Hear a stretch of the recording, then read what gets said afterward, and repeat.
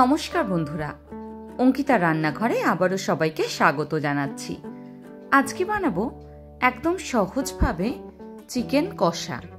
Chicken কষা বানানোর জন্য প্রথমেই চিকেনটার মধ্যে দিয়ে দিচ্ছি পেঁয়াজ, তারপর দিয়ে দেব নুন, তারই সঙ্গে দিয়ে দেব হলুদ, আর লাগবে কাশ্মীরি লাল লঙ্কার গুঁড়ো, আর তার সঙ্গে জিরে গুঁড়ো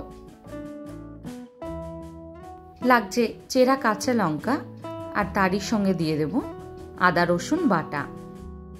এবার বেশ কিছুটা সর্ষের তেল ওপর দিয়ে দেব, তারপর ভালোভাবে ম্যারিনেট করে নেব।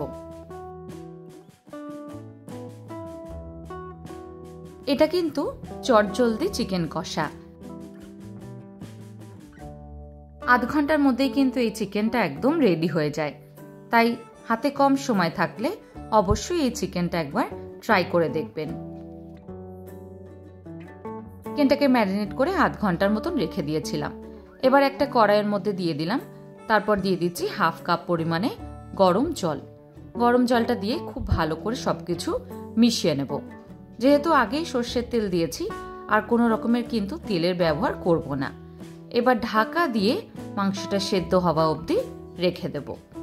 মাঝে মাঝে একবার করে কিন্তু নেড়ে নিতে হবে। দেখুন মাংসটা কিন্তু একদম তৈরি হয়ে গেছে। এবার ভালোভাবে একবার নেড়ে চেড়ে সবকিছু মিশিয়ে নেব। যারা তেল মশলা কম পছন্দ করেন তাদের জন্য কিন্তু খুবই ভালো একটা রেসিপি।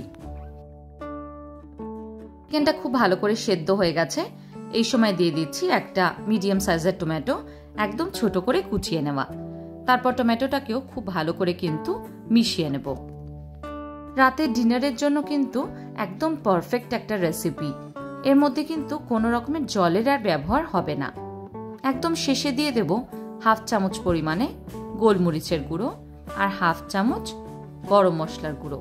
তারপর সবকিছু খুব ভালো করে মিশিয়ে নিয়ে 2 মিনিটের জন্য একবার ভালোভাবে কষিয়ে নেব, তারপর নামিয়ে নেব।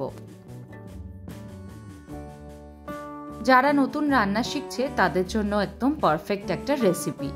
অবশ্যই আপনারা একবার ট্রাই করবেন, খেতে কিন্তু অসাধারণ হয়। আজকের মতন এইটুকুই, আবার দেখা হবে অন্য কোনো রেসিপি নিয়ে। ধন্যবাদ।